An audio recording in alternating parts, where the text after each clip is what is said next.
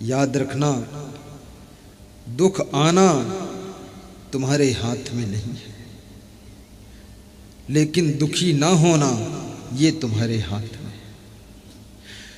दुख आएगा और तुम दुखी ना हो, ये तुम्हारे हाथ की बात है।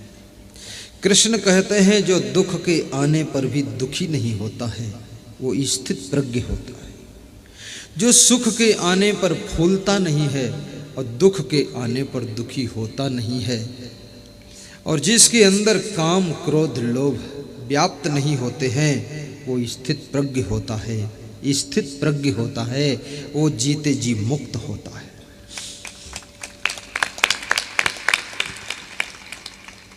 दुखेश अनुद्विग्न मनः सुखेश विगत अस्पृहा, वीतराग भय क्रोधा स्थित धीमिन उच्यते। दुख के आने पर भी दुखी ना होना, क्योंकि दुख आता नहीं रहने के लिए, बात रह जाती है सिर्फ कहने के लिए। दुख ही सदैव परमानेंट आपके पास रहने के लिए नहीं आया है। दुख केवल तुम्हारी परीक्षा करने के लिए आता है, तुम्हारी पत्नी की परीक्षा के लिए, तुम्हारे धैर्य की परीक्षा के लिए, तुम्हारे मित्रों की परीक्षा के लिए, तुम्हारे धर्म की परीक्षा के लिए दुख आता है। दुख हमेशा 4 चीजों की परीक्षा लेता है। जब जब आपत्ति आती है, पीड़ा आती है, तो 4 चीजों का इम्तिहान होता है। रामायण में चौपाई आती है, धीरज धर्म मित्र अरु नारी, आपत्ति काल परखिए चारी। धीरज धर्म मित्र अरु नारी, आपत्ति काल परखिए चारी। जब तुम आपत्ति में फंस जाते हो उस समय 4 चीजों की परीक्षा होती है। नंबर 1 तुम्हारे धैर्य की परीक्षा होती है कि तुम्हारे पास धीरज कितना है, घबराते हो कि नहीं घबराते हो, धैर्य। दूसरा मित्र की परीक्षा होती है। चाय पीने वाले तो दोस्त बहुत होते हैं, लेकिन काम आने वाले दोस्त कौन कौन हैं ये आपत्ति के समय पता चल जाता है। दूध पीने वाले दोस्तों की तो लंबी लाइन है, लेकिन खून देने वाला दोस्त कौन है, इसकी परीक्षा तो दुखद घड़ियों में ही होती है। आपत्काल पर रखिए चारी, धीरज धर्म मित्र अरु नारी। और स्त्री की परीक्षा भी, जब पति संकट में हो, पति बीमारी में हो, पति कर्जे से लदा हो, पति को हर तरफ से पीड़ा ही पीड़ा हो, स्वास्थ्य भी खराब हो, हस्ती बिगड़ गई हो और पति का सहारा सबने छोड़ दिया हो, उस समय स्त्री की परीक्षा होती है। अगर वो अपने पति का साथ देती है तो वही स्त्री धर्म पत्नी कहलाती है, धर्म पत्नी कहलाती है।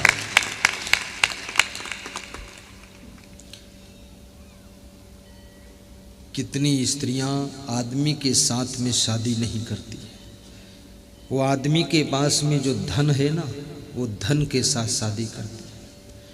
अगर धन चला गया तो वो भी चली जाएंगी, और धन आ जाए तो फिर लौट आएंगी। धन से विवाह किया है, वो धर्म पत्नी नहीं है, वो धन पत्नी है। और कितनी स्त्रियां अपने पति से विवाह करती है। पति धनवान हो तो मेरा पति है, पति बीमार हो तो मेरा पति है, और पति लाचार हो तो मेरा पति है, और पति करोड़पति हो तो भी मेरा पति है, पति अरबपति है तो भी मेरा पति है, और पति कंगाल है तो भी मेरा पति है, पति माला माल है तो भी मेरा पति है। हर स्थिति में वो पति है। सुना जाता है एक बार पार्वती जी छत के ऊपर अपने बाल संवार रही थी। आज की 40 वर्ष पहले महिलाएं छत के ऊपर बाल ठीक करती थी, वहां धूप मिलती थी थोड़ा। अब तो महिला हो या पुरुष हो, सभी अपने कमरे में बहुत बड़े बड़े दर्पण लगाकर उसमें अपनी पीठ भी संवारते हैं लोग। मुंह तो देखते ही भी है, पीठ भी देखते हैं, पीठ ठीक है कि नहीं है। बहुत बड़े बड़े दर्पण सब लगे, पूरा देखते हैं। और फिर कितने लोगों ने तो अब घर में बाल वाल सब ठीक करना बंद कर दिया, ब्यूटी पार्लर में चले जाते हैं। और ब्यूटी पार्लर की दुकान में वहां भी लड़कियां बैठी हैं। कुछ जेंट के ब्यूटी पार्लर हैं, अब तो पुरुषों के भी ब्यूटी पार्लर खुलने लग गए हैं। पुरुष भी मेकअप करते हैं वहाँ जाकर, बिल्कुल ठीक ठाक अप टू डेट। कहते हैं मुझे सुंदर लाल बना दो। स्त्रियाँ जाती ब्यूटी पार्लर में, कहती ऐसी विश्व सुंदरी बनाकर निकालो। क्या बात है, विश्व सुंदरी। और ब्यूटी पार्लर में करते क्या हैं? कुछ नहीं करते हैं, थोड़ा बाल काट देते हैं, बाल मोड़ देते हैं और बाल सेट कर देते हैं, बाल में काला रंग लगा देते हैं, थोड़ा गालों में कुछ पाउडर वाउडर लगा देते हैं और फिर कहते ओके, वो कहते ओके। तो बोले पैसा दे के जाओ, पैसा ले के जाओ। 300 रुपये दे देते हैं, कहते ठीक है। बोले ठीक है, 3 दिन बाद फिर आना, फिर ठीक कर देंगे। रोज रोज। और ये शरीर को कितना ही मेकअप करो, कितना ही इसको ब्यूटी पार्लर में ले जाओ, ये तो रात में जब रजाई में सोओगे तो सब बाल बिगड़ गए, गाल बिगड़ गए, सब हालत बिगड़ गई। कोई भी स्त्री हो या पुरुष हो, जब सोकर उठे तो उसके रूप रंग को तुम देखो तो लगेगा कनक भूधराकार शरीरा।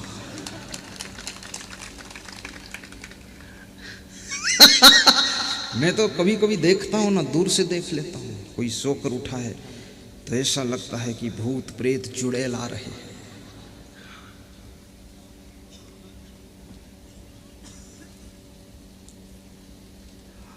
और मान लिया शरीर को ब्यूटी पार्लर की दुकान में ठीक भी करा लोगे, सेट कर लोगे, लेकिन ये आपकी जिंदगी ये किस ब्यूटी पार्लर में ठीक होगी?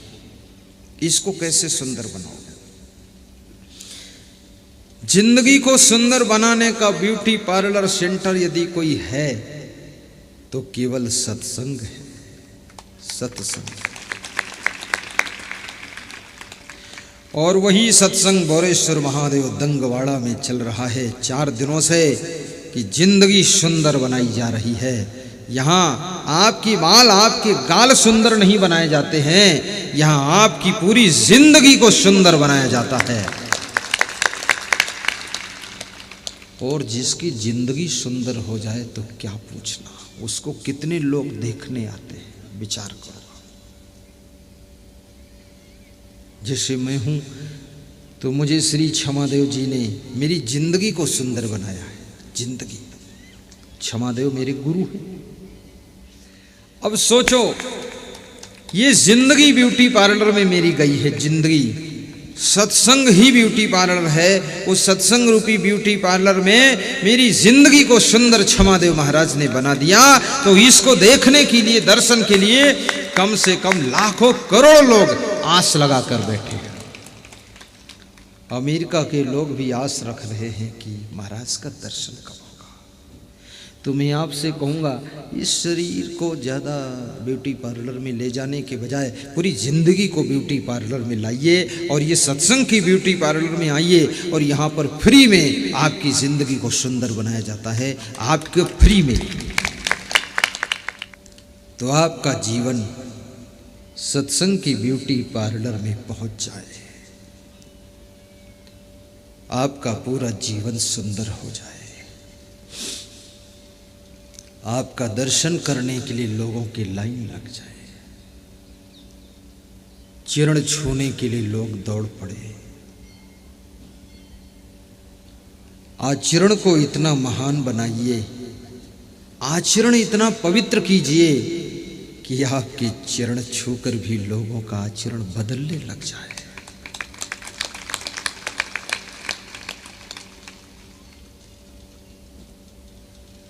और गुरु का कभी हाथ नहीं छूना चाहिए, केवल चरण छूना चाहिए। और चरण यदि ना मिले छूने को तो दूर से हाथ जोड़कर सिर झुकाकर नमस्कार कर लेना चाहिए। किसी को धक्का नहीं मारना चाहिए, धक्का मार के चरण मत छूना, लेकिन उनके आचरण को जरूर छू लेना। टीवी चैनल में हम आते हैं ना, उसमें आप दर्शन करते हो, देखते हो। 20 मिनट प्रवचन सुनाता हूँ, 17 मिनट सुनाता हूँ, 3 मिनट तो कुछ और बोलते हैं। और 17 मिनट में क्या करता हूँ मैं? सिर्फ और सिर्फ आचरण की बंदूक में ज्ञान वाणी की कारतूस को रख करके तुम्हारे ऊपर फायरिंग करता हूं। आचरण की बंदूक है, ये ज्ञान की कारतूस अगर केवल हाथ से चला दो कोई असर नहीं होगा। जब आचरण की बंदूक में रख करके इस ज्ञान की कारतूस की फायर करोगे तो आगे जो लोग खड़े हैं ना, उनकी सारी बुराइयों का अंत हो जाएगा, कल्याण हो जाएगा। तो मैं आपको कथा सुना रहा था कि पार्वती जी छत के ऊपर बाल संवार रही थी, वहीं से ये इतना सत्संग निकल कर आ गया। बाल संवारना बुरा नहीं है, सबको बाल संभाल कर ही रखना चाहिए। ये तो सौभाग्य है जो तुम्हारी खोपड़ी में बाल है, नहीं कितने लोगों के पास केवल खोपड़ी है, बाल है ही नहीं।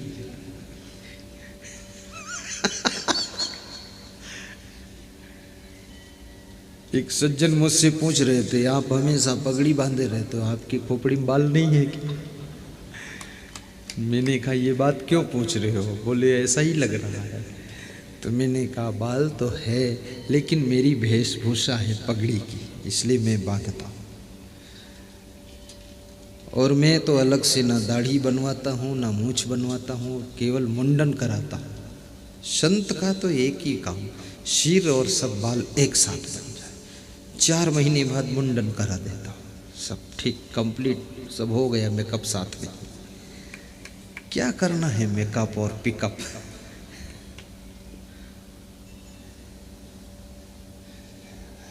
जिंदगी में शांति है, सुख है, आनंद है, चरित्र है, वैराग्य है, शुद्ध ब्रह्मचर्य है, कोई लफड़ा नहीं है, शांति है।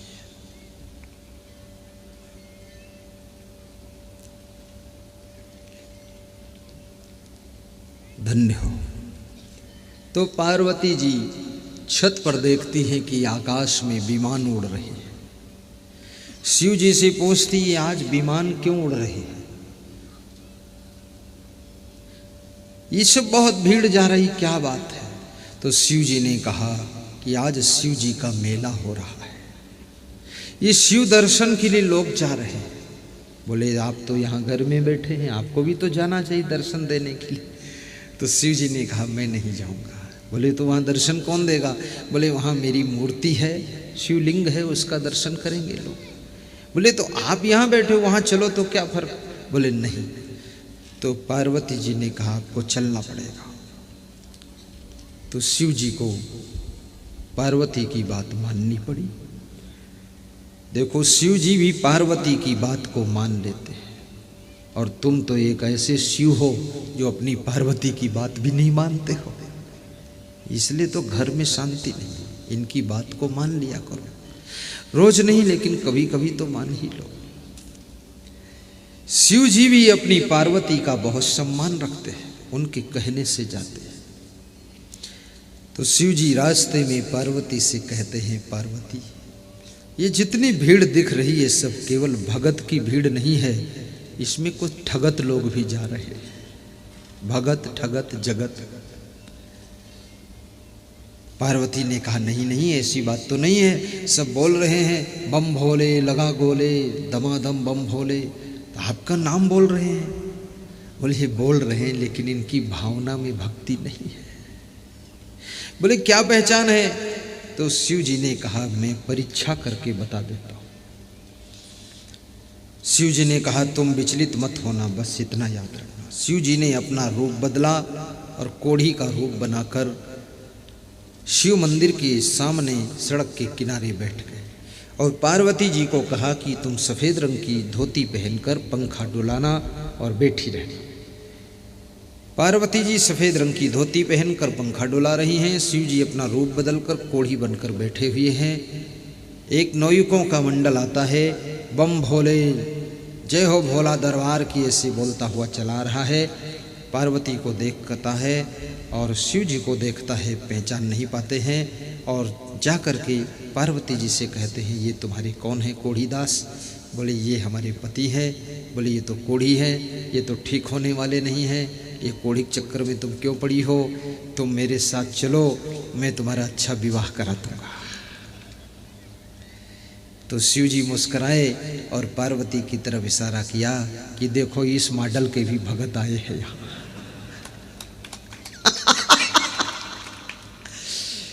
शिव जी शर्मिंदा, शिव जी खुश हुए, पार्वती जी शर्मिंदा हो गई कि मैं यहाँ ना आती तो ही ठीक था।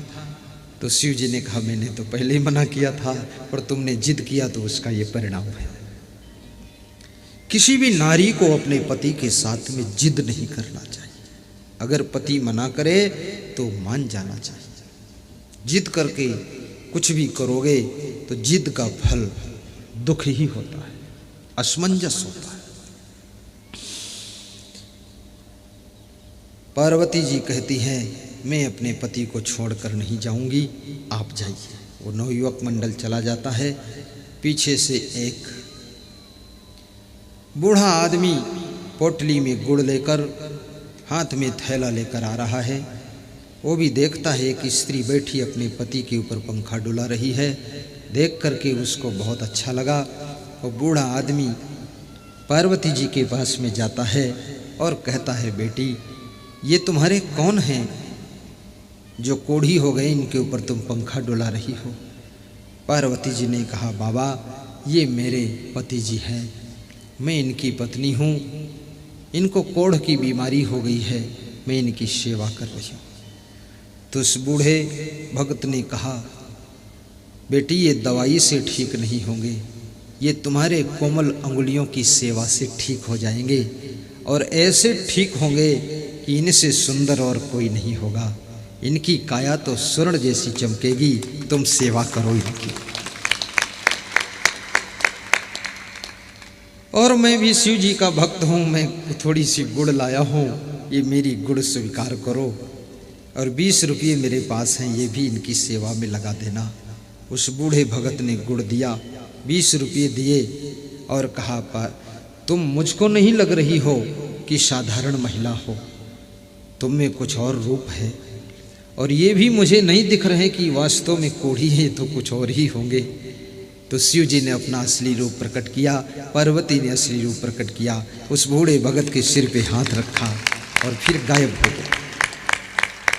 तो शिव जी ने कहा कि देखो पार्वती ऐसे कुछ लोग तो सच्चे भक्त भी आते हैं, बाकी कुछ और भी मॉडल के लोग आ जाते हैं।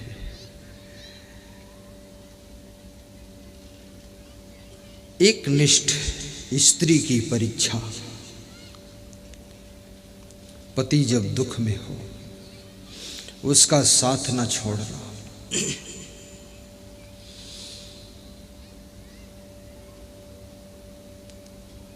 कष्टों में उम्र गुजारी है, मेरा रक्षक गुरुवर तारी है। कष्टों में उम्र गुजारी है, मेरा रक्षक गुरुवर तारी है। अब नहीं सहेंगे यम के मार, हमें डर किसका है। अब नहीं सहेंगे यम के मार, हमें डर किसका है। मेरा हुआ गुरु जिसे प्यार, हमें डर किसका है। मेरा हुआ गुरु जिसे प्यार हमें डर किसका है। मेरा हुआ गुरु जिसे प्यार हमें डर किसका है। दिन रात आनंद मनाएंगे, दिन रात आनंद मनाएंगे। हम गुण सतगुरु जी के गाएंगे, हम गुण सतगुरु जी के गाएंगे। चाहे कुछ भी कहे संसार हमें डर किसका है। चाहे कुछ भी कहे संसार हमें डर किसका है। मेरा हुआ गुरु जिसे प्यार हमें डर किसका है। मेरा हुआ गुरु जिसे प्यार हमें डर किसका है। बोलो सदगुरु भगवान की जय। तो एक लड़की गरीब घर की अपने ससुराल गई और ससुराल में वाह वाह भाइयों और बहनों, वो लड़की वहां भी गरीबी में पड़ गई। कितने लोगों के किस्मत में ही गरीबी होती है, और गरीबी में भी घबराना मत,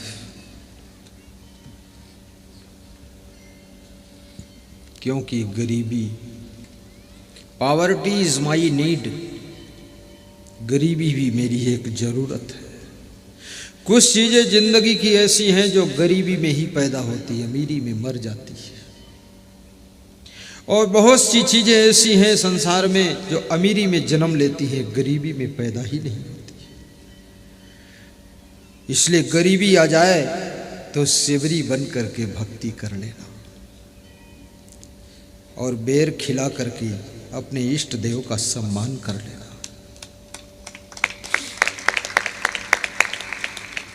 और अमीरी आ जाए तो फिर मीराबाई बनकर महलों में भक्ति करना। अमीरी हो या गरीबी हो, लेकिन भक्ति से विचलित मन ना हो। तो उस लड़की ने एक दिन अपने पति से कहा कि पति देव, हमारे माता पिता के घर चलो, उनसे कुछ मदद मिल सकती है। गरीब आदमी आस लेकर के सब जगह जाता है। याद रखना, गरीब आ जाए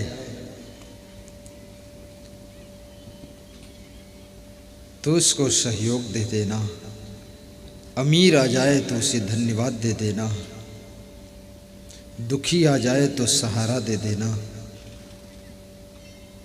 और कोई संत आ जाए तो उसका आशीर्वाद ले लेना। दोनों पति पत्नी, एक बच्चा है गोद में 3 वर्ष का, और पत्नी गर्भवती भी है। अपने मायके को पति के साथ जा रही है। एक जंगल आता है, उस जंगल में थक जाने के कारण, पैदल यात्रा के कारण विश्राम करते हैं। बच्चा भी सो रहा है, पत्नी भी सो रही है, पति भी सो रहा है। जब थकान आती है तो बिना बिस्तर के भी विश्राम मिल जाता है। ये शरीर बिस्तर नहीं मांगता है, ये तो बस थकान मांगता है कि थक जाऊं तो सो जाऊं। ये जिन जिन लोगों को अच्छी नींद नहीं आती है, सबसे पहली प्रॉब्लम है इनका शरीर ठीक से थकता नहीं है, और बिना भूख के खाते हैं तो इनका शरीर हर समय छकता रहता है, थकता तो है ही नहीं। और थकता नहीं और छकता है तो फिर नींद कैसे आए? शरीर को थकाइए, और शरीर के थकने से, थकना समझते हो ना, नहीं समझते? खूब समझते हो, क्योंकि तुम तो थके थकाए ही हो। बहुत थके लोग बैठे हैं। ये शरीर थक जाए और ये शरीर गहरी नींद सो जाए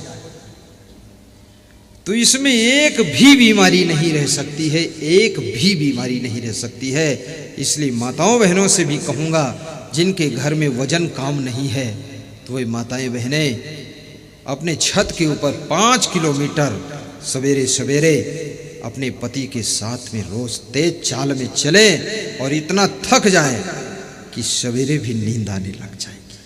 बहुत अच्छी नींद का सुख अलग ही है, क्या आनंद आता है, कोई सपना नहीं। और याद रखना, पति पत्नी सोए हैं, एक सांप निकल कर आता है, पति के पैर में अंगूठे में काट लेता है, जहरीला सांप, और काट कर चला जाता है।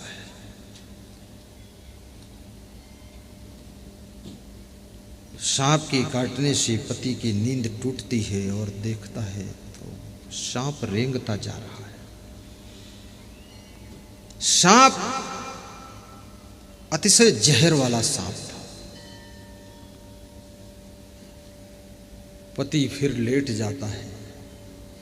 पत्नी जब जागती है, पति को उठाती है तो पति उठता नहीं है, पति क्योंकि मर चुका है। किसकी जिंदगी में किस दुख के बीच में और बड़ा दुख प्रवेश कर जाए क्या पता है। एक तो गरीबी का दुख, दूसरे पति मर गया। जंगल की लकड़ियां बटोर कर पति का दफन करके रो रो करके बेटे को गोद में लेकर के चलने का इरादा करती है तो वहीं पर एक नवजात बच्चे का और जन्म हो जाता है। गर्भवती थी महिला। अब ये प्रसव पीड़ा का दुख, पति के मरने का दुख, नवजात बेटे को संभालने का दुख, गरीबी का दुख, किसी तरह रोध होकर के अपने को संभाल कर दोनों बच्चों को लेकर मायके की ओर वो लड़की आ रही है। गांव के पड़ोस में जब पहुंचती है तो देखती है कि पानी इतना बरसात हो चुकी है कि गांव जाने से पहले एक नाला उफान पर चल रहा है। थोड़ी देर इंतजार करती है किनारे बैठकर, नाला का पानी थोड़ा कम हो जाता है। छोटे बच्चे को जो आज जन्म लिया है उसको गोद में लेकर पार कर रही है। पार करके उस पार पहुंचा करके रख देती है, कपड़ा बिछाकर। बच्चा लेटा, बच्चे को क्या पता क्या संकट आ सकता है। अब इस बड़े बच्चे को लेने के लिए इधर बढ़ती है तो ये बड़ा बच्चा आगे बढ़ता है माँ की तरफ, नाला के किनारे आ जाता है, खिसक जाता है और नाला में गिर जाता है और तेज पानी की धार में डूब जाता है और बह जाता है। माँ उधर से जोर से दौड़ती है उसको पकड़ने के लिए, लेकिन बच्चा उसके हाथ में नहीं आता है। बच्चे की लाश बहती जा रही है। माँ पीछे मुड़कर देखती है वो लड़की तो पीछे एक भेड़िया आता है और आज जन्मे हुए बालक को पकड़ करके लेकर भागता जा रहा है। उधर दौड़ती है उसको छुड़ाने के लिए, तब तक भेड़िया उस बच्चे को मारकर खा जाता है। ये बड़ा बच्चा नाले में डूबकर मर गया, छोटा बच्चा भेड़िया खा गया, पति को सांप ने काट लिया, वो मर गया। अब ये दुख इतना, गरीबी का दुख, पति के मरने का दुख, बड़े बच्चे के डूब जाने का दुख, छोटे बच्चे को भेड़िया के खाने का दुख, प्रसव पीड़ा का दुख, रोती धोती इतने दुख को सह करके किसी तरह आगे बढ़ रही है। अपने पिता के गांव की तरफ बढ़ती है तो गांव की तरफ से एक कोई बूढ़ा आदमी आ रहा है। उससे पूछती है कि हमारे माता पिता तो कुशल मंगल में है ना। तो उसने कहा आप जाओ देखो ठीक ही है सब। गांव में प्रवेश किया तो वहाँ देखा क्या, घर पे जाकर गरीबी का समय, उत्तर प्रदेश का जीवन, छप्परों के घर, गर्मी का महीना, आग जोर से लगी है, सारा घर जल गया, गांव जल गया, माता पिता भाई बहन आग में जले हुए उनकी लाश पड़ी है। उनको देख करके वो लड़की खूब रोती है और पागल हो जाती है और दिमाग फेल हो गया। आदमी के दुखों के सहने की एक सीमा होती है, जब लिमिट को दुख पार कर जाते हैं तो मनुष्य फिर टूटना शुरू हो जाता है, टूटना शुरू हो जाता है। वो लड़की फूट फूट कर रोती है, पागल हो जाती है, आधे कपड़े खोलकर इधर उधर घूमती है। गांव की लड़कियां जो उसकी सहेलियां थी उसको समझाती है, संभालती है। उसी समय पड़ोस में महात्मा बुद्ध का शिविर चल रहा था।